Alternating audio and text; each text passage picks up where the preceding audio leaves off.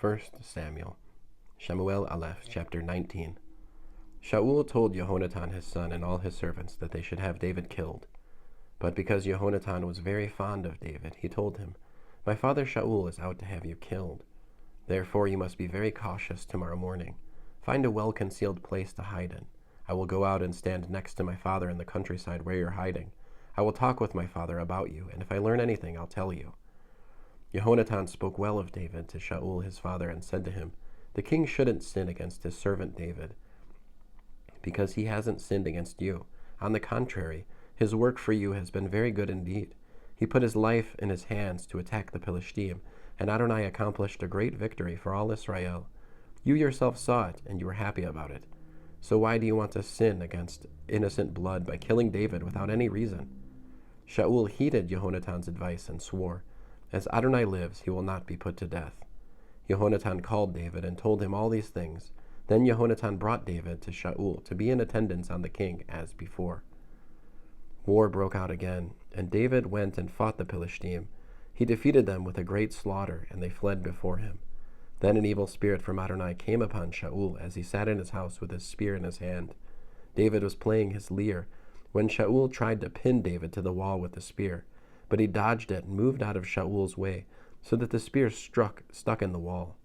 David fled, so that night he escaped.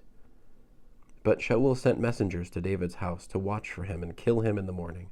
Michal, David's wife, told him, "If you don't save your life tonight, tomorrow you'll be dead." So Michal let David down through the window, and he left, fled, and escaped.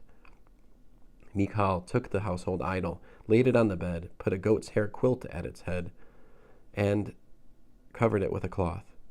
When Shaul sent messengers to capture David, she said, "He's ill." Shaul sent the messengers to see David with the order, "Bring him up to me, bed and all, so that I can kill him." But when the messengers entered, there before them was the household idol in the bed, with the goat's hair quilt at its head. Shaul asked Michal, "Why did you deceive me this way and let my enemy go and escape?" Michal answered Shaul, "He threatened me, 'Let me go, or I'll kill you.'" David fled and escaped, then came to Shemuel in Ramah and told him everything Shaul had done to him. So he and Shemuel went and stayed in the prophet's dormitory. The news reached Shaul that David had been seen at the prophet's dormitory in Ramah.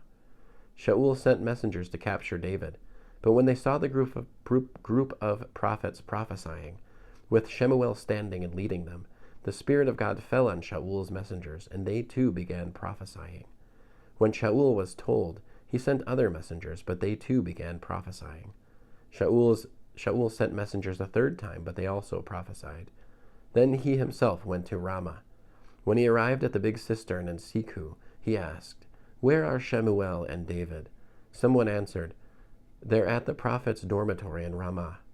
While on his way to the prophet's dormitory in Ramah, the Spirit of God fell on him too, and he went on prophesying until he arrived at the prophet's dormitory in Ramah. He also stripped off his clothes, prophesied in Shemuel's presence, and lay there naked all that day and all that night. Hence it continues to be an expression, "Is Shaul a prophet too?" End of 1 Samuel, chapter 19.